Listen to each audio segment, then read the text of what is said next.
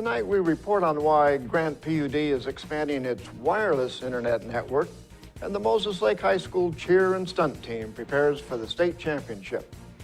What's happening in sports, Bob? Thanks, Alan. Big Ben splits games with Wenatchee on the hardwood, and Beast Mode's caps are flying off the shelves. Here's a peek at our Weather Center forecast.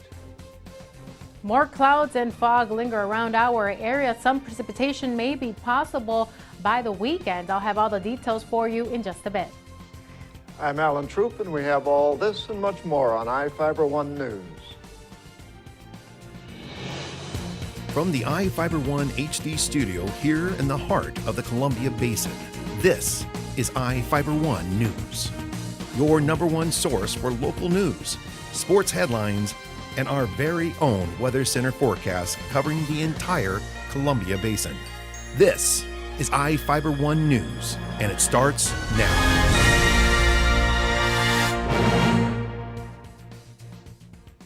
Grant PUD is going to use a wireless internet system to provide access until fiber optic service can be installed.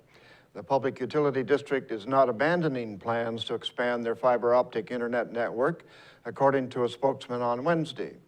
PUD spokesman Chuck Allen said the utility district is looking to expand their current wireless network into more areas as it builds toward providing 98% fiber optic coverage to the county.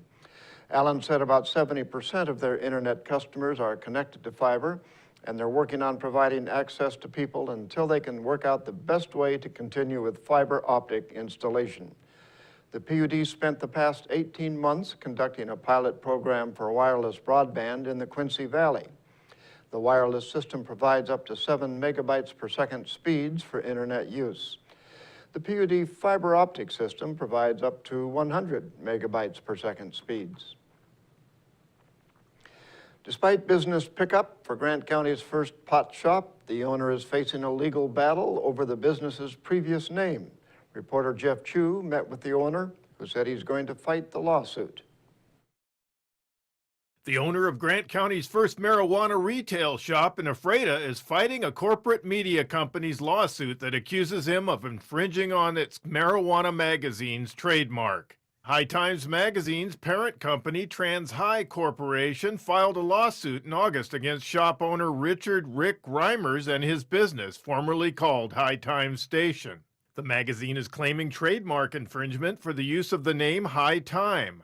Reimers said he's fighting the lawsuit that goes to Spokane Federal District Court in September. He says it's a matter of principle. Somebody has to stand up to them, and that's what I'm doing, standing up to them.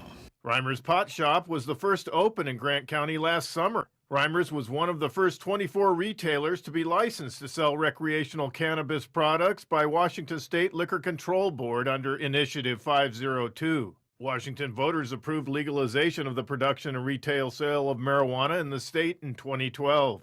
Reimers explained how the lawsuit came about. It should have never had started in the first place. They sent an agreement to sign back in August or something, and they wanted $15,000 or $10,000, and we told them no, that we wouldn't pay it, but we would take the name down and all that stuff. We started over as Canarail Station, and then High Times went ahead and filed suit after we had done everything they asked. The only thing we didn't do was to pay them their money for damages. What damages, we're not sure. In the lawsuit, Trans High Corporation claims Reimers used High Time in his store's name in an effort to deceive the public into thinking there was a connection between the shop and the publication. Reimers denies that. Shortly after opening his shop in July, Reimers changed the name of his business to Canarail Station and replaced the sign outside the business. Reimers said the lawsuit intensified last week. We answered their suit, and they sent us a settlement request yesterday or day before. Now they're asking for $15,000 to settle it. And so it's going on to court. You know, we're scheduled for September of this year. Attempts to contact the New York City attorney for Trans High Corporations and High Times Magazine were unsuccessful. Reimer said his business is picking up at the Ephrata shop, but so are his legal fees, now at $14,000. I'm Jeff Chu for Ifiber One News. And now we take a look at people being sought by law enforcement. This is Sheriff Tom Jones with the Grant County Sheriff's Office. Each of the people you see here have a warrant for their arrest. If you see any of these people, we ask you do not attempt to detain or apprehend them, but call us at 509-762-1160 or send us an email at crimetips@co.grant.wa.us. If the person is presenting a danger, call 911. With your help, we can bring these people to justice and make our community safer. And we'll be back right after this.